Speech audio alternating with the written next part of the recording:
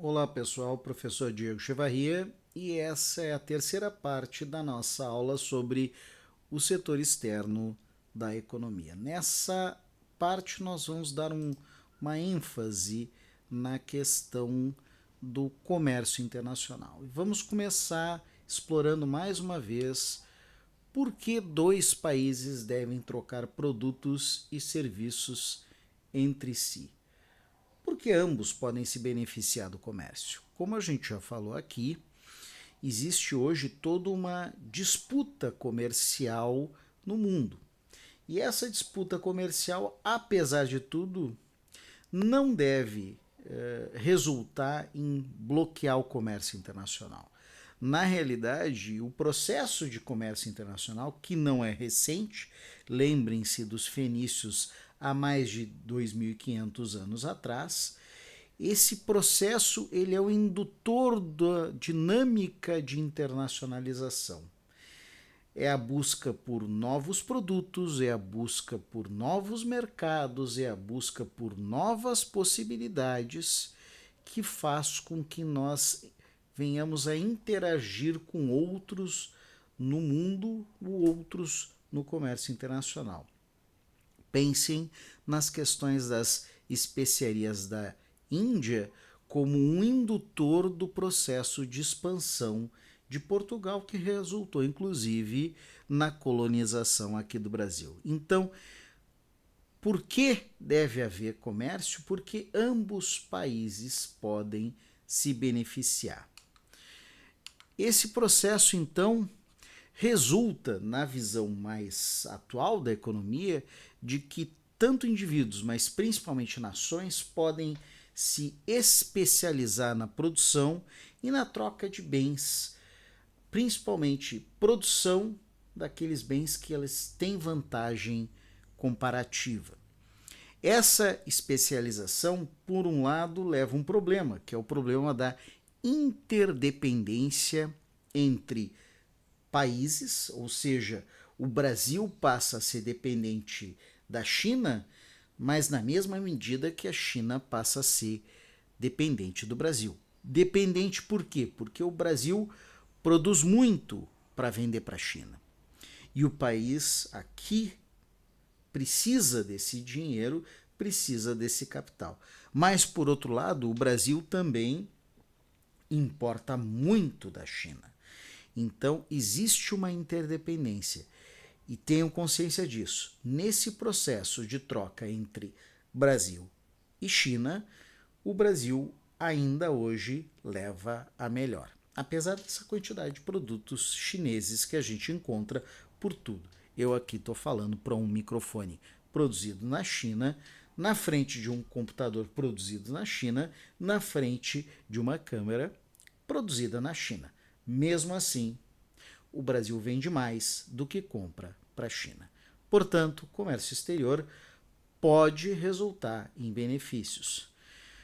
Pode resultar em benefícios porque existem vantagens comparativas. Um país tem uma vantagem comparativa em relação a outro país, principalmente quando o custo de produção daquele bem no primeiro país é mais baixo do que o custo de produção do bem naquele outro país. Por meio do comércio internacional, portanto, nós podemos ter acesso a bens cujo custo de produção é muito inferior ao custo de produção aqui no nosso país. Tá? Como já falei, o Brasil detém vantagens comparativas significativas na área do agronegócio, na área do minério de ferro, na área de outros minerais e na área hoje do petróleo. Isso resulta que nós vendemos esses produtos para importar outros cujos outros países detêm vantagens comparativas em relação aos custos de produzir aqui no Brasil. Olhando em termos da comércio internacional do Brasil, o comércio internacional do Brasil ele cresceu muito, principalmente a partir da entrada do Plano Real, então a partir dos anos de FHC, mas essencialmente um crescimento muito significativo a partir do primeiro governo do presidente Lula. E esse processo de crescimento ele se observa até os anos atuais. Então há um crescimento muito significativo da entrada do Brasil no comércio internacional. Crescimento que trouxe muitos benefícios aqui para o Brasil. Aqui é importante que se coloque uma coisa: é bom um país exportar, mas também é bom, pelo que eu falei antes, um país importar. O bom é que o país exporte um pouquinho a mais do que importa. Ou seja, se o país está conseguindo exportar, é importante também que ele importe bastante. É importante também que ele consiga ter acesso aos produtos que têm maior competitividade no mercado internacional, porque, como eu já falei para vocês, tendo acesso a esses produtos, o país acaba trazendo benefício para os seus consumidores internos por conta do acesso a produtos de maior qualidade e menor custo. Ao mesmo tempo em que nós estamos inseridos no comércio internacional, vendendo aquilo que a gente produz com vantagem. Então, se a gente for ver, na grande maior parte dos ciclos, a gente tem conseguido manter um nível elevado de exportação e um nível elevado de importação, mas mesmo assim com as exportações maiores do que as importações. Se a gente for olhar em termos da balança comercial brasileira nos últimos anos, e vamos colocar assim, nos últimos 70 anos, ou seja, bastante tempo, a gente tem esse fluxo de exportação maior do que de importação, em que a inserção internacional do Brasil, novamente, ela começa ali nos anos 90 e ela se torna muito significativa a partir dos anos 2000, 2010 e nos anos recentes também. Neste ano, por exemplo, temos mês a mês batido recordes e nós temos hoje uma balança comercial profundamente positiva para o Brasil. Bom, essa balança comercial, então, nos últimos anos, realmente tem trazido benefício. Veja lá em 97, 98, nós tínhamos uma balança que não era positiva. E só no biênio, entre a metade de 2013 e o ano de 2014, a nossa balança foi negativa. Em todos os anos recentes. E inclusive com mudanças de governo e mudanças inclusive de orientação internacional da nossa economia, nós temos conseguido manter uma balança comercial positiva. Isso quer dizer o seguinte: o Brasil tem conseguido se manter ativo, relevante e tem conseguido obter dinheiro a partir do comércio internacional. É óbvio que é muito interessante ver que o Brasil ele corresponde, no final das contas, a em torno de 1% do comércio internacional, da corrente do total do comércio internacional. E esse 1% ele tem se mantido, essa participação, já há muitos e muitos anos, há coisa de 70, 80 anos. E olha ali a realidade da China. A China cresceu muito, ela disparou, ela é o agente hoje do comércio internacional. Apesar desse grande crescimento da China, não é problema, novamente, não é problema que o Brasil participe de 1% do comércio internacional. Podemos participar com mais? Podemos, claro. Mas hoje nós temos uma inserção que é bastante relevante e bastante positiva dos nossos produtos, que têm competitividade no mercado internacional. Hoje, o nosso maior parceiro, de longe, é a China, em que nós vendemos muito para eles e compramos muito. Mas nesse comprar muito, nós compramos menos do que nós vendemos. Ou seja, é um bom parceiro.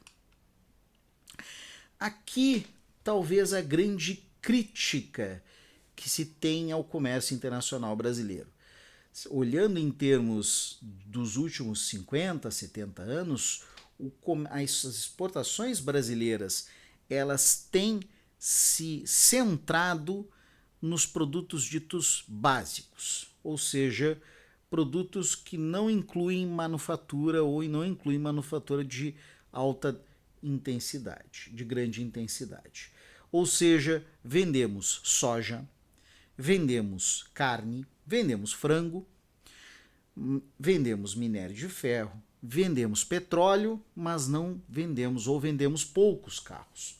Essa realidade traz consequências. Este professor aqui não se preocupa tanto com essa realidade. Esse professor aqui pondera o seguinte: a nossa agricultura hoje no Brasil é uma agricultura de alta tecnologia. A nossa produção de petróleo no Brasil hoje é uma produção de petróleo de alta tecnologia. Da mesma forma que a nossa produção de minério de ferro no Brasil hoje é uma produção com alta intensidade tecnológica. Ou seja, mesmo que nós estamos produzindo e vendendo no comércio internacional produtos que são básicos, que não são manufaturados, estes produtos são produzidos com elevada tecnologia, grande intensidade de capital, e a realidade é que o trabalhador que trabalha na Petrobras, o trabalhador que trabalha na Vale do Rio Doce e o trabalhador que trabalha no campo produzindo soja para exportação, eles são trabalhadores bem remunerados. Portanto, é uma crítica que se coloca, e eu pondero que essa crítica há que se avaliar. Será que é importante eu vender um produto no qual eu produzo pagando bem para o meu funcionário? Ou é melhor eu vender um produto manufaturado, por exemplo, uma camisa, por exemplo, um carro, mas no qual as nossas empresas elas não têm competitividade no mercado.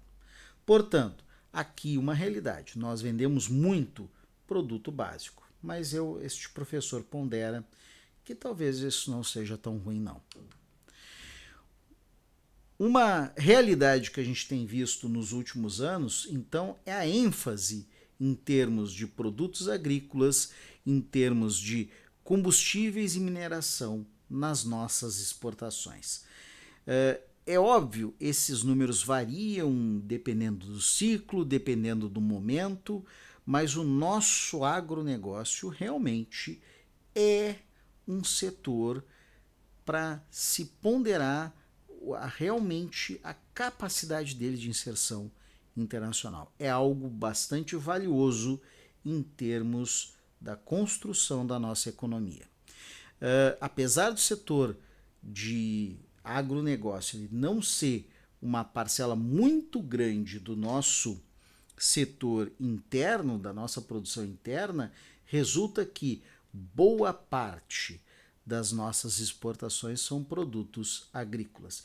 E sim, nós ganhamos muito dinheiro com estes produtos. Nós temos muita competitividade nesta produção. Aqui uma realidade, então, muito significativa. Nosso principal parceiro, China. Tá?